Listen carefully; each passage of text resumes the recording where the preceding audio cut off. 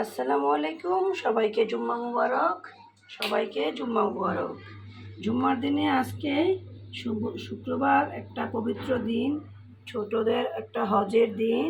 সেই হজের দিনে আজকে আমি আমার বাচ্চাদের এবং পরিবারের সকলের জন্য আজকে কিছু মজার মজার খাবার তৈরি করে নিয়েছি।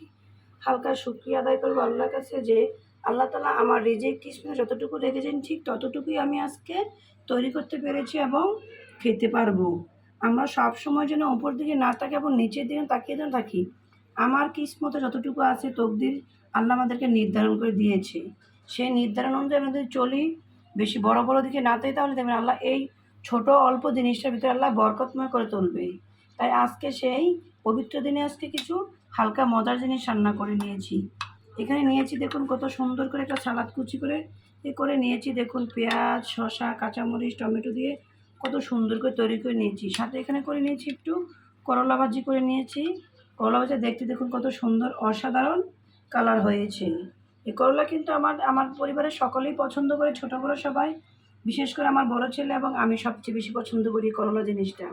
করলা খাওয়া কিন্তু স্বাস্থ্যের জন্য খুবই ভালো, উপকারী একটা জিনিস, যা রক্ত পরিষ্কার করতে খুবই সহায়ক।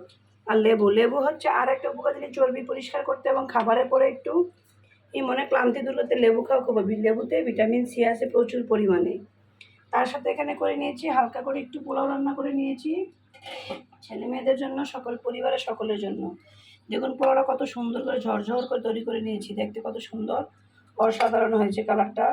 তার সাথে হালকা একটু গাজর কাঁচামরিচ দিয়ে করেছি, দেখতে একটু গাজরের কালারটা দেখতে একটু সুন্দর লাগে। সাদার ভিতরে একটু কমলা কালার জিনিসটা দেখতে কিন্তু আসলে খুবই ভালো লাগে। দেখুন দেখতে কত সুন্দর ঝরঝরে করে তৈরি করে নিয়েছি, খুবই অসাধারণ হয়েছে। এবং দেখুন কাছ থেকে দেখিয়ে দিচ্ছি যে কালারটা দেখতে কত সুন্দর হয়েছে ঝরঝরা।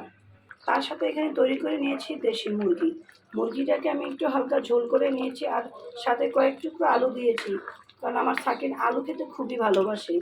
তাই আলু দিয়ে আজকে হালকা একটু ঝোল রেখে এই মুরগিটাকে আমি রান্না করেছি। দেখুন দেখতে কালারটা কত সুন্দর হয়েছে। মুরগির কালারটা খুবই ভালো লাগছে দেখতে, অসাধারণ হয়েছে। দেখুন তেল দিয়ে ভাবা হয়েছে, মশলার তেলটা খুব উপরে বেশি আসছে, দেখতে খুবই ভালো। এখনও চুলায় রয়েছে, চুলা থেকে নামাইনি। আজকে দুপুরের জন্যই করে নিলাম এই মজাদার এই আয়োজনটা। আল্লাহ তাআলা আমার রিজিক কিসমতে যতটুকু রাখেছে আমার পরিবারের জন্য ঠিক ততটুকুই আমি খেতে পারবো, তার বেশিও খেতে পারবো না, তার কমও খেতে পারবো না।